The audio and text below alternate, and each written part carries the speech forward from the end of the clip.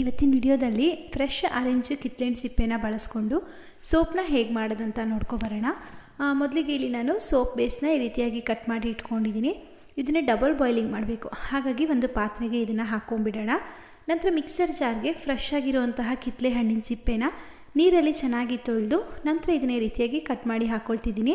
ಇದರ ಜೊತೆಗೆ 1 ಸ್ಪೂನ್ ಆಗುವಷ್ಟು ಆಲೋವೆರಾ ಜೆಲ್, ವಿಟಮಿನ್ ಇ ಕ್ಯಾಪ್ಸೂಲ್ನ 2 ಹಾಕ್ಕೊಂಡು ಈ ರೀತಿ ಸ್ವಲ್ಪ ನೀರನ್ನು ಹಾಕಿ ಗಟ್ಟಿಗೆ ಪೇಸ್ಟ್ ಮಾಡಿ ಈ ರೀತಿಯಾಗಿ ಪೇಸ್ಟ್ ಮಾಡಿಕೊಂಡು ಸೋಪ್ನ ಮೆಲ್ಟ್ ಮಾಡೋದಕ್ಕಾಗಿ ಒಂದು ಪಾತ್ರೆಗೆ ನೀರನ್ನು ಹಾಕಿ ಅದರ ಮೇಲೆ ಸೋಪ್ ಬೇಸ್ ಹಾಕಿಟ್ಟಿದ್ದಂಥ ಪಾತ್ರೆನ ಇಟ್ಟು ಸೋಪ್ ಬೇಸ್ನೆಲ್ಲ ಚೆನ್ನಾಗಿ ಕರಗಿಸ್ಕೊಳ್ಳಿ. ಸೋಪ್ ಬೇಸ್ ಕರಗಿದ ಮೇಲೆ ನಾವು ಪೇಸ್ಟ್ ಮಾಡಿ ಇಟ್ಟಿದ್ದಂತಹ ಕಿತ್ಲೆ ಹಣ್ಣಿನ ಸಿಪ್ಪೆ ಪೇಸ್ಟ್ ಇತ್ತಲ್ಲ ಅದನ್ನು ಹಾಕ್ಕೊಳ್ತಾ ಇದ್ದೀನಿ.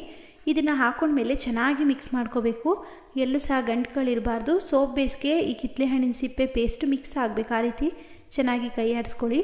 ನಂತರ ಇದನ್ನು ಒಂದು ಸ್ಟ್ರೈನರ್ಗೆ ಹಾಕಿ ಶೋಧಿಸ್ಕೊಂಡು ಡೈರೆಕ್ಟಾಗಿ ಮೌಲ್ಡ್ಗೆ ಹಾಕಿ